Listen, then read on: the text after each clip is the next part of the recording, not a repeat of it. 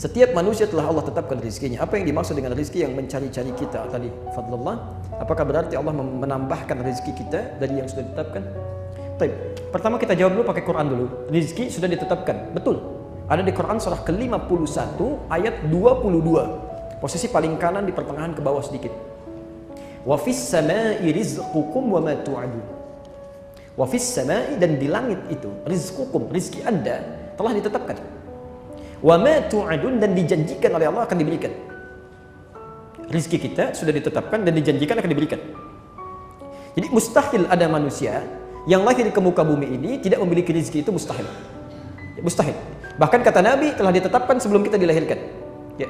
Kalau Anda lihat yang paling gampang di Al-Arba'in An-Nawawiyah, posisi hadis nomor 4 dari Abdullah bin Mas'ud. Di kitab terjemahan posisi paling kiri, ya. Inna ahadakum yujma'u fi batni ummihi 40 yawman nutfah. Setiap Anda diciptakan, dibentuk oleh Allah di perut ibundanya 40 hari pertama baru berbentuk nutfah, percampuran antara spermatozoa dengan ovum. Thumma yakunu mithla dzalika 'alaqah. 40 hari kedua berbentuk 'alaqah, zirat yang mulai menempel di dinding rahim. Thumma yakunu mithla dzalika mudghah. 40 hari ketiga usia 4 bulan berbentuk mudghah, daging sekunyahan yang mulai punya bentuk. Ya, fayursalu ilaihil malak, maka usia 4 bulan ini diutus malaikat. Fayanfukhu fihi roh, meniupkan roh dengan izin Allah. Wa yu'maru bikatsbi arba'in, dan diperintahkan menetapkan 4 hal.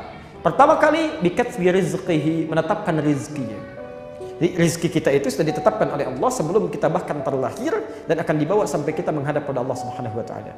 Jadi tidak akan ada orang meninggal sebelum dicukupkan rizkinya. Jelas di sini? Baik. Pertama, maaf, rizki tadi ditetapkan di mana? Di langit. Kita hidup di mana?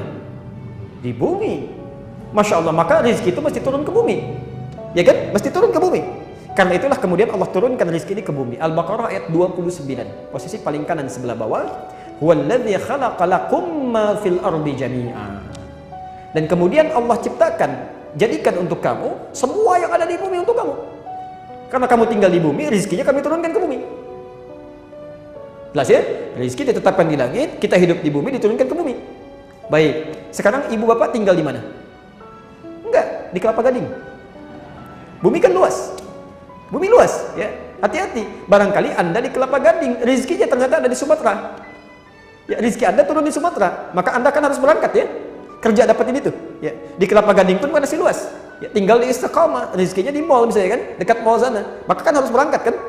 Harus kerja, harus beraktivitas. Maka turun Quran surah kedua Al-Baqarah ayat 168, posisi paling kanan sebelah bawah, ketentuan umum. Ya ayyuhan nasu, hei manusia, kulu mimma fil ardi halalan thayyiba. Silahkan Anda bekerja, beraktivitas untuk cari makan itu. Ini bahasa kiasan, kinayah kalau dalam bahasa Arab. Meminjam satu kata pas prototo untuk mewakili yang lainnya. Bapak kan ditanya, Pak mau kemana? Mencari sesuap nasi. Ya, padahal nggak sesuap kan? Anda cari untuk di rumah, untuk pakaian, untuk macam-macam. Ini bahasa Quran asalnya. Ya. Kulu mimma fil ardi, silahkan cari makan di muka bumi. Silahkan bekerja, aktivitas. Silahkan cari. Ya. Jadi pertama, rizki itu menuntut pencarian. Dan itu ditetapkan oleh Allah kepada seluruh manusia. Hukum Allah berlaku di bumi. Sunnatullahi fil kaun. Jadi maaf. Rizki itu pertama terkait dengan ikhtiar kita. Jadi kalau ada orang misalnya, mohon maaf ya, ada orang walaupun sesoleh apapun tidak mau berikhtiar, nggak akan turun juga. Dia harus cari. Ya. Dan tidak ada hubungan dengan iman. Kaya tidak ada korelasi dengan iman. Misal, mohon maaf. Kenapa ya saya sholat, tapi kok orang itu nggak sholat dia kaya? Ada kata-kata itu, Pak. Kami pernah bertaklim, ada orang mengatakan, Ustadz kenapa mesti sholat? Toh yang nggak sholat pun bisa kaya. Kami sampaikan syarat kaya itu bukan sholat. Syarat kaya itu bekerja. Jadi kalau Anda nggak kerja keras seperti dia, ya nggak akan dapat rezeki Anda. Sholat itu menjadikan kaya Anda menjadi berkah. Harta Anda bermanfaat, itu fungsi sholat. Dan bisa mempercepat kalau sholat Anda benar. Ya. Jadi hukum yang pertama, rezeki di langit, diturunkan ke bumi, kita harus cari. Nah, itu yang disebut dengan adlullah, keadilan Allah di muka bumi. Tapi kita bertanya, ya Allah, kita kerja, dia kerja, kita sholat, dia enggak. Masa sama? Apakah ada perbedaan? Ada. Allah akan percepat dia mendapatkan tanpa harus lelah mencarinya. Maka dipindahkan ayat untuk orang beriman. Dia kerja, dia beriman juga. Quran surah kedua di surah yang sama, Al-Baqarah ayat 172, pindah ke kiri di pertengahan.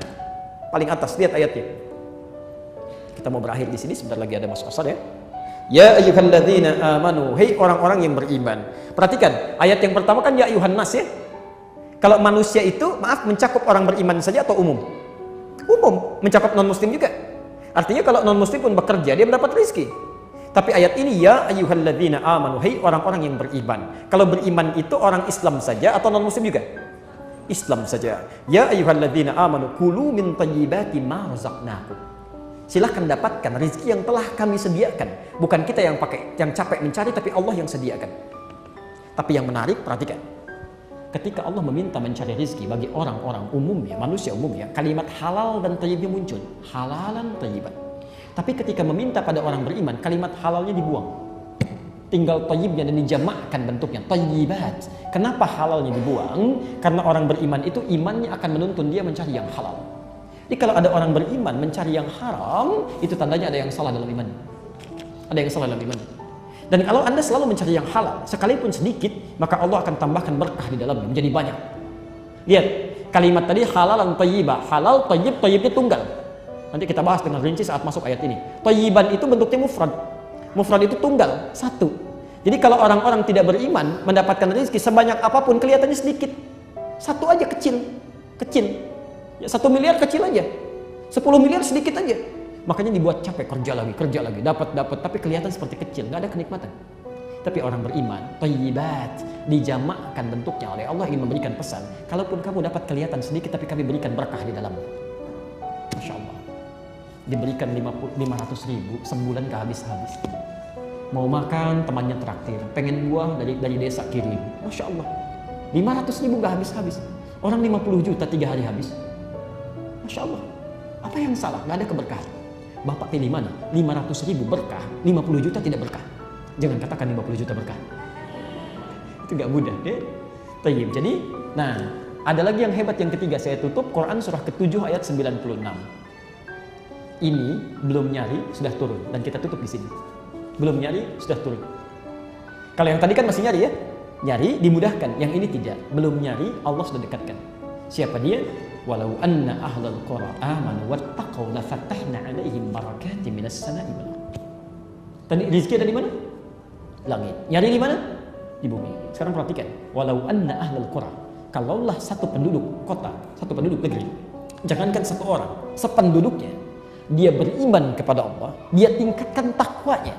Dia kerja, dia sholat juga, dia kerjakan sunnahnya, dia puasa sunnah, masya Allah, masya Allah. La fatahna 'alaihim, kami akan buka untuk orang ini barakatin, pintu keberkahan rizki, masya Allah, minas sama'i wal ardh, langit dan bumi. Barakatin minas sama'i wal ardh, di langit, di bumi dibuka. Ya, kalau rizki ada di langit, cara kerjanya di bumi, pintunya dibuka dua-duanya, di mana lagi yang susah? Itu yang disebut dengan fadlullah, keutamaan yang Allah berikan. Jadi kalau pengen silahkan tunggangi ayat-ayatnya, praktekkan dalam kehidupan, dan semoga Allah memudahkan kehidupan kita semua. Dan tidak cukup dengan amin, harus dipelajari dulu, praktekkan dulu, baru kemudahan itu akan didapatkan.